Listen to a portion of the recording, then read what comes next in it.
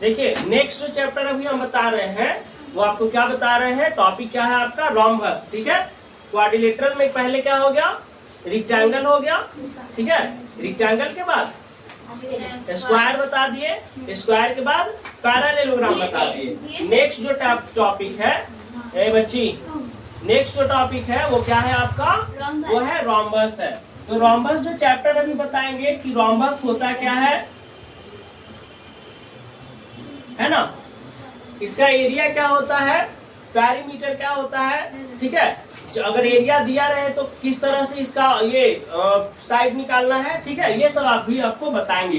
Rhombus को हिंदी में कहा जाता है समचतुर्भुज। क्या कहा जाता है, समचतुर्भुज। जोर से बोलो, सब क्या कहा जाता है, समचतुर्भुज कहा जाता है रोम्बस को। रोम्बस का ये आकृति कैसा होता है, आकृति यानी कि डिजाइन कैसे बनाया जाता है, रोम्बस की फिगर उसका कैसे होता है ना। तो रोम्बस का जो फिगर होता है वो इस टाइप का होता है। ठीक है, देखिए इसमें ध्यान से, ऑल साइड क्या होता है, इक्वल होता है। क्या होता है रोम्बस में, इसका प्रॉपर्टीज पहले देख लीजिए, समझने में आसान होगा।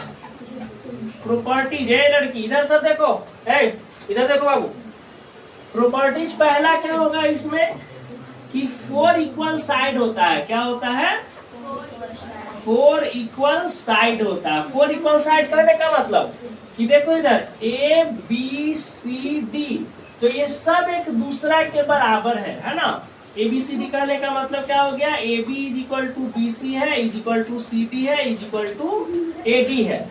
क्लियर है, क्लियर है। सेकेंड क्या है, 4 वर्टिक्स होता है। कितना वर्टिक्स होता है ना, 4 वर्टिक्स होता है। ठीक है, देखिए वर्टिक्स और जो है जितना एंगल बनेगा उतना वर्टिक्स हो जाएगा, है ना। यानी कि ए बी सी डी जो एंगल है वही आपका क्या है, वर्टिक्स है ना। आगे देखिए थर्ड, 4 इक्वल साइड हो गया, 4 वर्टिक्स या 4 एंगल हो गया। अब जो है इसमें no any angle is 90 degree. इसमें कोई एंगल जो है, चारों angle A B C D में से चारों में से कोई 90 डिग्री नहीं होता है। ठीक है, no any angle is 90 degree. कोई एंगल जो है 90 डिग्री नहीं होता है। अगर रोम्बस, अच्छा देखो स्क्वायर का भी तो 4 साइड इक्वल होता है ना। लेकिन अगर वो एंगल 90 डिग्री हो जाए, अगर वो एंगल 90 डिग्री हो जाए तो वो क्या हो जाएगा, स्क्वायर बन जाएगा, है ना। क्या बन जाएगा, स्क्वायर बन जाएगा। लेकिन ये हम लोग अभी रोम्बस पढ़ रहे हैं तो रोम्बस के प्रॉपर्टीज बताते हैं, है ना। जो है रोम्बस क्या हो सकता है, ये स्क्वायर रोम्बस हो सकता है, बट रोम्बस स्क्वायर नहीं हो सकता, है ना। स्क्वायर रोम्बस इसलिए हो सकता है क्योंकि उसका 4 साइड इक्वल होता है और चारों साइड एक दूसरा का चारों साइड क्या होता है, एक अपोजिट साइड एक दूसरा का पैरेलल होता है। बट उसमें रोम्बस ये स्क्वायर में बस एंगल कितना होता है, 90 डिग्री होता है। और इसमें और रोम्बस स्क्वायर क्यों नहीं हो सकता है, क्योंकि पैरेललोग्राम क्योंकि रोम्बस जो है इसमें 90 डिग्री का एंगल नहीं होता है। ठीक है, तो no any angle is 90 degree. अब जो मेन है प्रॉपर्टी, इसी प्रॉपर्टीज पे आपका टोटल मैथ बनेगा। ठीक है, जो डायगोनल्स होता है, क्या होता है, डायगोनल्स जो होता है इज परपेंडिकुलरली, एक minute, diagonals are bisect perpendicularly, है ना। क्या है, diagonals are bisect perpendicularly at 90 degree. ठीक है, कितना डिग्री पे परपेंडिकुलर होता है, ये कितना डिग्री को बाइसेक्ट करता है, 90 डिग्री पे। अब देखिए डायगोनल्स किसको कहते हैं, डायगोनल्स को हिंदी में कहा जाता है विकर्ण। क्या कहा जाता है, विकर्ण। तो विकर्ण डायगोनल्स जो 2 एंगल को मीट करता है, जैसे एक एंगल ए हो गया और एक एंगल सी हो गया, तो ए सी क्या होगा, देखिए डायगोनल्स कौन हो गया, डायगोनल्स एक हो गया ए सी, बोलो क्या डायगोनल्स? AC AC। और एक डायगोनल्स हो गया B से D एंगल को मिलाए, तो एक डायगोनल्स कौन हो गया? BD BD। क्या हो गया? BD। ये क्लियर हो रहा है? तो यही है इसका डायगोनल्स। और ये परपेंडिकुलरली बाइसेक्ट होता है। बाइसेक्ट यानी कि अगर इसको A दे देते हैं, है ना, तो OB is equal to OD हो जाएगा। ये जितना बड़ा E रहेगा उतना ही बड़ा E रहेगा। बाइसेक्ट है ना, इक्वली होता है। और AO बराबर क्या हो जाएगा? OC हो जाएगा। AO बराबर क्या हो जाएगा? OC हो जाएगा। और बाइसेक्ट परपेंडिकुलरली एट 90 डिग्री, यानी कि ये जो एंगल हो जाएगा, एंगल AOB कितना हो जाएगा? 90 डिग्री हो जाएगा। ठीक है, AOB या AOB का है क्या? AOB है ना, BOC एंगल BOC, फिर क्या हो जाएगा? एंगल COD और एंगल AOD। ये चारों क्या हो जाएगा? चारों का वैल्यू 90 डिग्री हो जाएगा। दिख रहा है ना यहाँ तक? 90 डिग्री हो जाएगा, दिख रहा है ना? चलिए, ये हो गया आपका 90 डिग्री, यानी कि जो AOB, BOC, COD और AOD रहेगा, इसका वैल्यू कितना हो जाएगा? 90 डिग्री हो जाएगा। एक बार उसको बंद करो, तो उसको बंद करो। ठीक है, अब देखिए ये हो गया 90 डिग्री।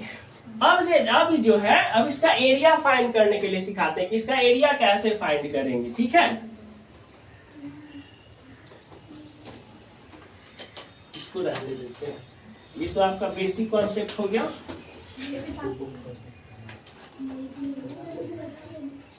चलिए देखिए इधर, अब एरिया ऑफ रोम्बस क्या होगा? ठीक है, एरिया ऑफ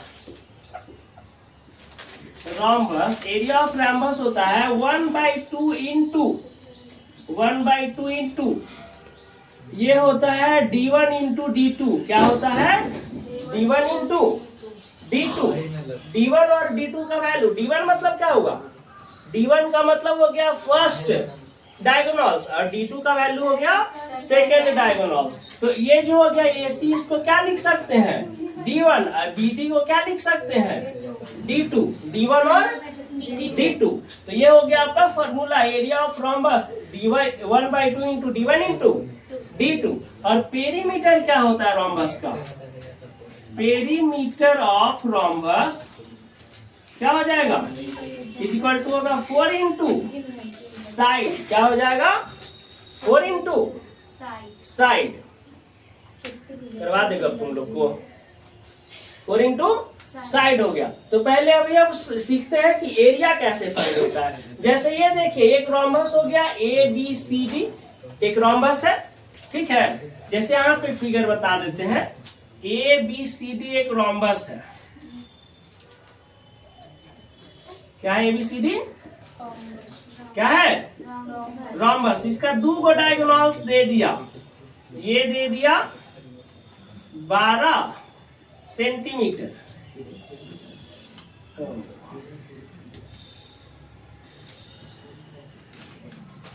और ये दे दिया 18 सेंटीमीटर। कितना दे दिया? 18 सेंटीमीटर। तो पहले तो देखिए, अब एरिया फाइंड करेंगे ना, इसको एरिया फाइंड करना है। तो हम क्या बताए हैं कि एरिया ऑफ रोम्बस, इस रोम्बस का एरिया क्या निकलेगा? तो एरिया ऑफ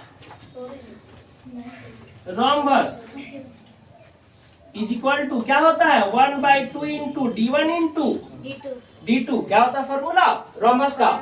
1/2 इंटू,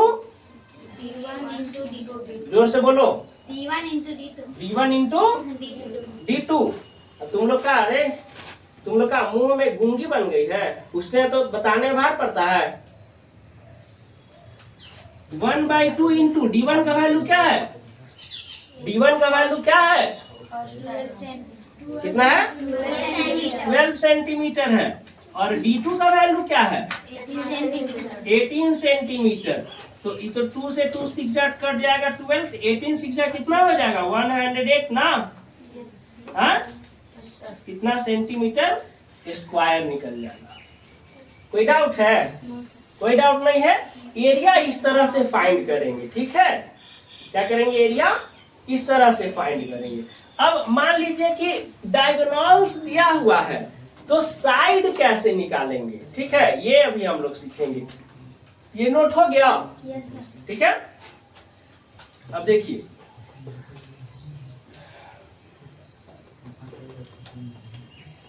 क्वेश्चन है, एकदम आराम आराम से समझना है, कोई हड़बड़ा के जरूरत नहीं है सीखने का, सब एकदम बढ़िया से एक एक पॉइंट समझिए आप लोग, बस यही होना चाहिए।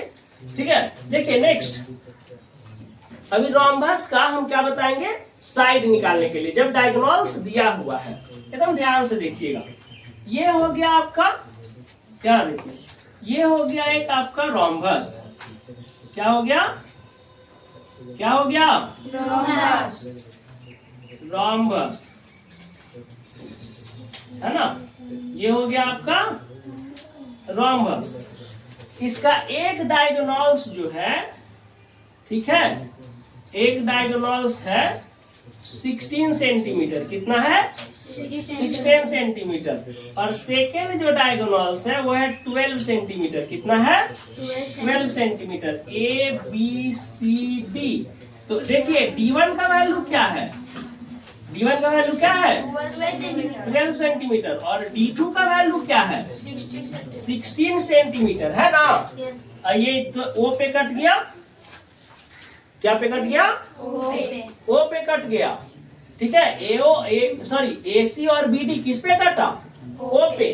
तो अभी हम बताए हैं ना कि डायगोनल्स जो है इक्वली बाइसेक्ट करता है 90 डिग्री पे, अभी प्रॉपर्टीज में लिखी है ना कि डायगोनल्स जो है रोम्बस का वो क्या करता है, इक्वली बाइसेक्ट करता है ना, क्या करता है, इक्वली बाइसेक्ट करता है 90 डिग्री पे। तो ये इक्वली बाइसेक्ट कर गया आपका 90 डिग्री पे, तो ये पूरा कितना है जी, 16 है ना। तो बताइए 16 में इस, तो हम अब तो आपको पता है कि डायगोनल्स जो है इक्वली बाइसेक्ट करता है, तो इसमें अब लिख देंगे गिवन, एक मिनट, गिवन है ना ये क्या है, गिवन है, D1 दे दिया, D2 दे दिया। अब देखिए AO is equal to OC, OA is equal to OC, तो OC कितना है, 12 सेंटीमीटर, तो OA और OC में कट जाएगा तो कितना हो जाएगा, 6 सेंटीमीटर, जितना OA होगा उतना ही ना OC होगा, तब ना ये 6 है ना, OC 6 और AO 6, कितना हो गया, 12 सेंटीमीटर हो गया। अच्छा, उसी तरह से हम लिख सकते हैं कि OB इक्वल टू OD बराबर 16 है, तो 8 सेंटीमीटर, OB 8 और OD भी 8, कोई दिक्कत है, कोई दिक्कत नहीं है। और ये एंगल ये क्या है, ये 90 डिग्री बना रहा है ना, यही ना है। तो डायगोनल्स क्या करता है, प्रॉपर्टी में क्या होता है कि डायगोनल्स ऑफ रोम्बस जो है वो इक्वली क्या करता है, बाइसेक्ट करता है, ठीक है ना, और वो इक्वली बाइसेक्ट करता है 90 डिग्री पे। तो ये 8 हो गया, 6 हो गया, 12 का 6 और 16 का 8, इतना तक क्लियर है। हाँ देखिए ये हो गया डायगोनल्स। अब इसको साइड निकालना है, क्या निकालना है, साइड निकालना है। तो पहले तो ये देखिए ये 90 डिग्री AOB जो ट्रायंगल है ये 90 डिग्री पे टच कर रहा है, तो AO बेस हो गया, क्या हो गया, AO बेस ना हो गया। इसको इस तरह से ना लिख सकते हैं जी, इसको इस तरह से लिख सकते हैं कि O है, ये A है, ये B है। देखिए ये वाले ट्रायंगल को AOB को हम लोग ऐसे लिख सकते हैं, 90 डिग्री है ना, AO कितना है, 6 है, AO का वैल्यू कितना है, 6 है, और OB का वैल्यू कितना है बेटा, OB का वैल्यू कितना है, 8 है, अभी 90 डिग्री है। तो अब तो आपको पता ही है ना, ये 90 डिग्री में क्या है, कर्ण है, ये हाइपोटेनस ना हो गया जी, ये हाइपोटेनस ना एच ना हो गया, है ना। हाइपोटेनस यानी कि इसको हिंदी में क्या कहा जाता है, कर्ण कहा जाता है, क्या कहा जाता है, कर्ण, महाभारत वाला कर्ण नहीं, और नहीं मूवी वाला कर्ण अर्जुन, है ना, ये इस कर्ण हो गया, है ना। यानी कि 90 डिग्री ट्रायंगल में, है ना, बेस और हाइट के जो अपोजिट होता है एक और बड़ा वाला साइड, उसको क्या कहा जाता है, हाइपोटेनस कहा जाता है, कर्ण कहा जाता है। तो देखिए इसमें रूट क्या होता है, h का स्क्वायर, यानी कि इसको देखिए h का स्क्वायर बराबर p का स्क्वायर प्लस b का स्क्वायर, ठीक है ना। कर्ण का स्क्वायर बराबर पी के स्क्वायर प्लस बी के स्क्वायर। तो कर्ण एच का स्क्वायर बराबर पी मतलब परपेंडिकुलर, पी माने परपेंडिकुलर। देखिए इसको और एक लाइन हिंदी में लिख लीजिए आप लोग, बिहार बोर्ड वाले के लिए है। कर्ण बराबर क्या हो जाएगा, लंब का स्क्वायर प्लस आधार का स्क्वायर, ठीक है ना। तो देखिए हाइपोटेनस तो गिवन है नहीं, हाइपोटेनस क्या है, ए बी है ना जी। तो ए बी का स्क्वायर बराबर लंब का स्क्वायर, लंब यानी परपेंडिकुलर एओ है ना, पी का स्क्वायर। तो वो कितना हो जाएगा, एओ का स्क्वायर कितना हो जाएगा, एओ का स्क्वायर ओए का स्क्वायर प्लस बेस क्या है, ओबी का स्क्वायर। तो बताइए ए बी का स्क्वायर बराबर ओए का वैल्यू कितना है, 6 है ना जी, प्लस ओबी का वैल्यू कितना है, 8 है। तो ए बी का स्क्वायर बराबर 6 36 प्लस 64। तो ए बी का स्क्वायर बराबर कितना हो जाएगा, 100। तो ए बी बराबर कितना हो जाएगा, ये स्क्वायर हटेगा तो ये रूट लगेगा बेटा, 100 रूट 100 का वैल्यू कितना आता है, 10। 100 का वैल्यू कितना, 100 का रूट कितना आएगा, 10 आएगा। यानी ए बी का जो वैल्यू निकला वो कितना निकल गया, 10 निकल गया ना। कितना निकल गया, 10 निकल गया। तो इस तरह से हम क्या करेंगे, इसका साइड निकालेंगे। अब जब साइड निकल गया तो पेरीमीटर ऑफ रोम्बस क्या हो जाएगा, perimeter of rhombus equal to क्या होता है, 4 इंटू साइड में होता है जी। तो 4 इंटू साइड है 10 सेंटीमीटर, कितना आ जाएगा पेरीमीटर, 40 सेंटीमीटर। बात समझ में आ रहा है। हाँ, इसी तरह से एक और क्वेश्चन हम आपको दे रहे हैं, उसको सॉल्व कीजिए, है ना। मेन यही है इसमें कि जो है ना डायगोनल्स 90 डिग्री पे परपेंडिकुलरली बाइसेक्ट करता है। तो जब भी ये डायगोनल्स का वैल्यू दे देगा तो ये हाफ हो जाएगा, ये हाफ हो जाएगा, और फिर इसको इस तरह से, ठीक है ना, फिर इसको इस तरह से पाइथागोरियन थ्योरम पे बैठा के, है ना, कि हाइपोटेनस का स्क्वायर इक्वल टू परपेंडिकुलर का स्क्वायर प्लस बेस का स्क्वायर, हिंदी में कहे तो कर्ण का स्क्वायर बराबर लंब का स्क्वायर प्लस आधार का स्क्वायर। इस पे बैठा के निकल जाएगा ये वैल्यू हाइपोटेनस का, यानी कि कर्ण का यही वैल्यू ये हो जाएगा। क्योंकि ये 90 डिग्री एंगल बना रहा है ना, तो ये राइट एंगल ट्रायंगल हो गया। और इस ईस्ट के लिए क्या हो गया, ट्रायंगल के लिए क्या हो गया, हाइपोटेनस हो गया, कर्ण हो गया। ठीक है, तो देखिए एक और क्वेश्चन दे देते हैं, आप लोग बनाइएगा। ठीक है, एक क्वेश्चन है, कौन भून कर रहा है जी, पीछे कर रहा, मैंने अभी और पिटाएगा लगता है। Yes sir. देखिए इधर एक हो गया, ठीक है, ये हो गया। देखिए इसमें D1 दे देते हैं, है ना। AC जो है, AC बराबर मान लीजिए कि हो गया 6 सेंटीमीटर, कितना है, 6 सेंटीमीटर। तो D1 हो गया जी, और BD बराबर हो गया 8 सेंटीमीटर, कितना हो गया, 8 सेंटीमीटर। तो ये हो गया क्या चीज, D2। अब आपको इसका क्या निकालना है, साइड निकालना है। Side is equal to what, आपको साइड का वैल्यू निकालना है, यानी कि AB निकालना है। तो बनेगा ना, बन जाएगा ना। बस आज के लिए इतना ही, ठीक है। नेक्स्ट जो आपको पढ़ाएंगे वो क्या पढ़ाएंगे, ट्रेपेजियम।